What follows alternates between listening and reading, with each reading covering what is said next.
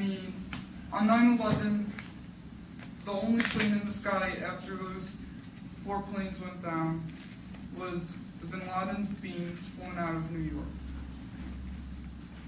Why?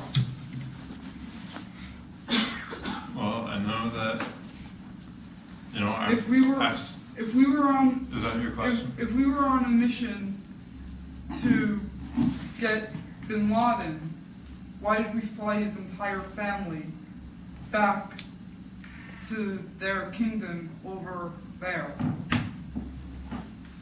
Right. Yeah. I mean, well, I guess that's part of the point, is that, like, there's all this stuff that we know. Some people took longer than others to learn it. Some people still don't want to acknowledge it. But at the end of the day, and it's a hard struggle, there's still a lot of people who even, you know, say everything that he said is true and people knew it for sure. There's still a lot of people who genuinely have good intentions and who just can't put it into kind of a visual image, like the stuff that actually happens. And I mean, I personally thought that I was doing a benevolent thing with what I was doing, and even coming back and talking to different people who I had known. You're doing a great thing by coming back and talking to people. You're doing a marvelous thing. That's the best thing you can do, because there are people that don't know. That's the best thing you can do, is be a conscientious objector.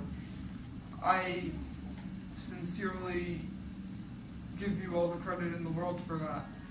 Thanks. Yeah. It's about individuals, and there's mean, people in charge, and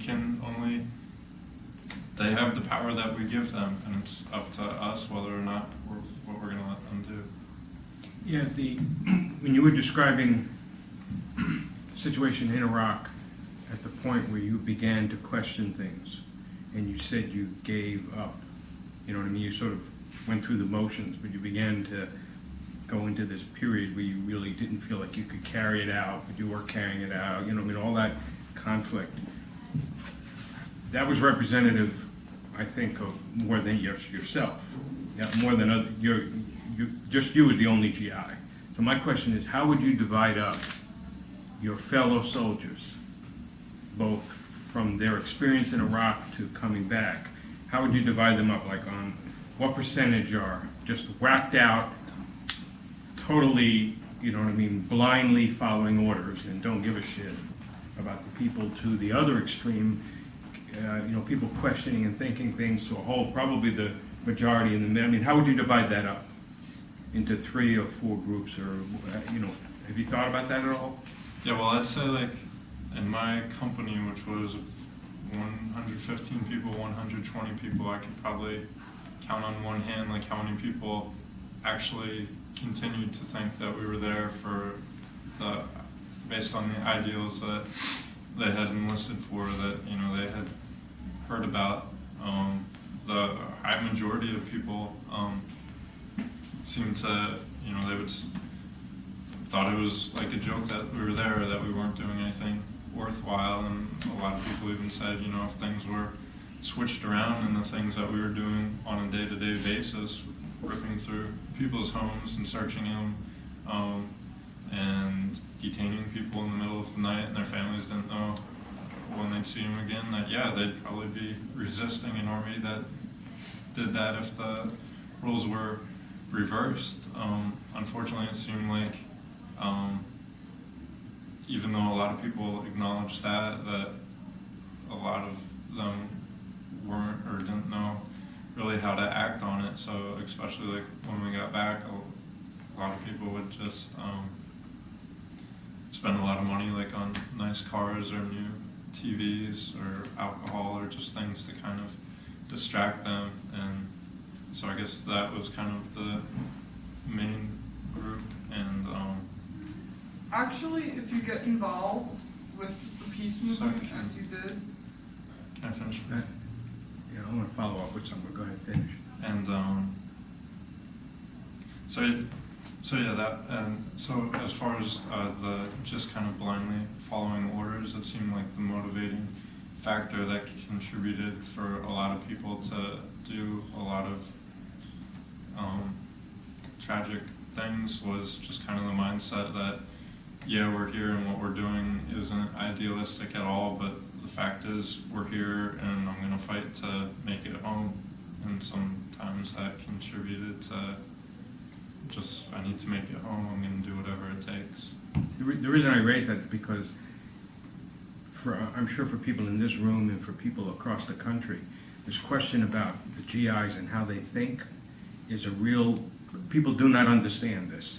They don't understand why we go in. I'm a Vietnam vet, and they don't understand why we went in the service in a lot of ways, and then they don't understand how the military socializes this obedience and everything else, and then they don't understand how to actually talk to the GIs. And the only thing you're told now is that you have to walk up and you have to say you support the troops, you know what I mean, or welcome home, and this bullshit.